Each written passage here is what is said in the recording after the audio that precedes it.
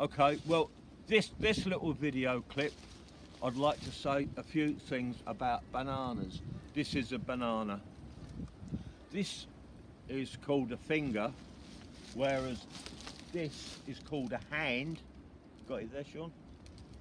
And obviously, as you can see there, this is a bunch. This is quite a small one, actually.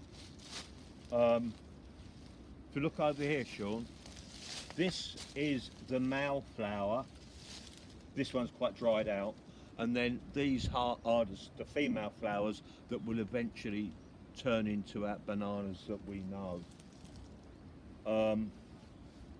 This can be eaten, this male flower. It's a bit like asparagus. I've never tried it, but I know in some places they do eat it. These bananas will grow perhaps like that bunch over there, Sean. Can you see that bigger bunch? No, the other way. That way. Got it? When they're a bit bigger than that, they're cut off with a machete, taken to the pack house while they're green, then shipped all around the world. Shipped green. When they get, in our case, to the UK, they're put in pack houses and treated with ethylene. Ethylene is the gas that fruit gives off when it's ripening, and that turns the hard green banana into a soft and tasty yellow one. This variety of banana is called dwarf Cavendish, and dwarf Cavendish are the only really internationally traded varieties. There's hundreds of species of bananas and hundreds of varieties, but because supermarkets want everything the same, because they assume consumers want everything the same, the only international traded variety is dwarf Cavendish. Called dwarf because it's relatively small. Some banana trees are 20 foot high. Obviously dwarf fruit, like dwarf fruit trees for example, are much easier to work on, much easier to harvest. And the trouble with monocultures is that disease builds up. Up until 1960s, we all used to eat one called Gros Michel, Big Mike. Then Big Mike becomes susceptible to a soil-borne fungus which wipes them out. So from the 1960s on, we got dwarf Cavendish because dwarf Cavendish was not susceptible to Panama disease, this fungus.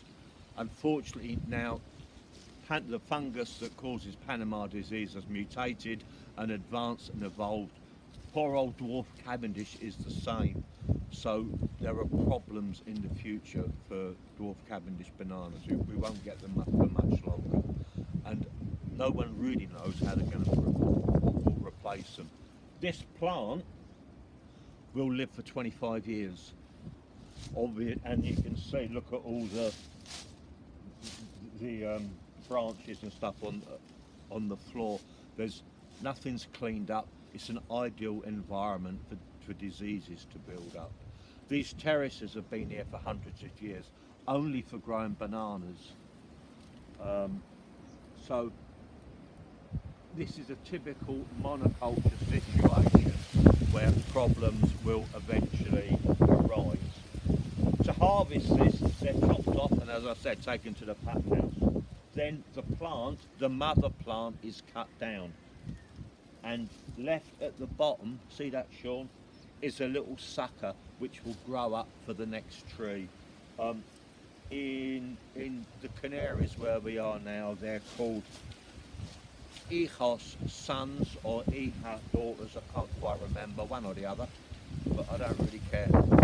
So there's the new one, and within about a year it will make a new bunch. You can hear the wind blowing now. Normally a banana leaf is one big lovely blade, but with coastal winds they rip. And look, they still work, they still photosynthesize, but they rip and look like this. If you were growing a banana in Britain, in your conservatory, which I would say is a waste of time, you will get nice decorative leaves. You'll be lucky to get any bananas, to be honest. Bananas like it ideally 80 degrees all year round. So bananas are only grown in a belt around the world where it's tropical, or here it's perhaps semi-tropical. But no need to show them, Sean. But there's all windbreaks all around, so it's much warmer than it would be otherwise. Bananas like nice, well-drained, friable, rich soil. Like this stuff is down here, you can see it, Sean. And we're in the Canaries, so it's all volcanic. It's really, really good soil, really good conditions. But of course, the disease problem is gradually building up. I'm just going to turn my notes over here. There we go. Nearly done. Are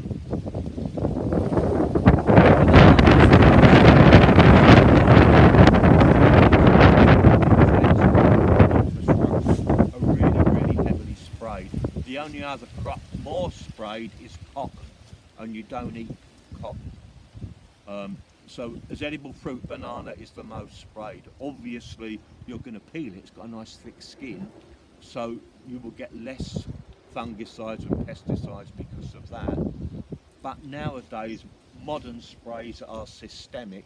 They just go hit any part of the plant and they go right inside it. So how much better a peeled banana is, I don't know. But like I say, most sprays now are systemic. Briefly, I'll talk a bit about the politics, which is absolutely disgusting. We used to get our bananas from the Canaries and then later the Caribbean. Small, homegrown, small patches like here. These bananas here aren't for export, they'll just be for local use.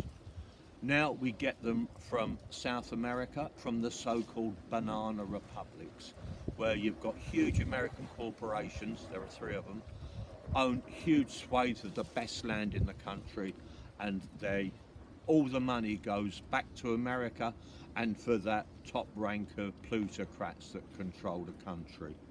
They're called dollar bananas, made by Dole, Chiquita, forgot the other one. Fifes are an Irish company, and they tend to get more from the Caribbean. But I would say, as a final thing, don't eat your dollar bananas. Don't eat your sprayed bananas. Buy them fair trade, buy them organic. They don't cost much more. And as you can see here, they really do get sprayed. That'll do, Sean, I think. Any questions? You're right? Okay, thank you very much.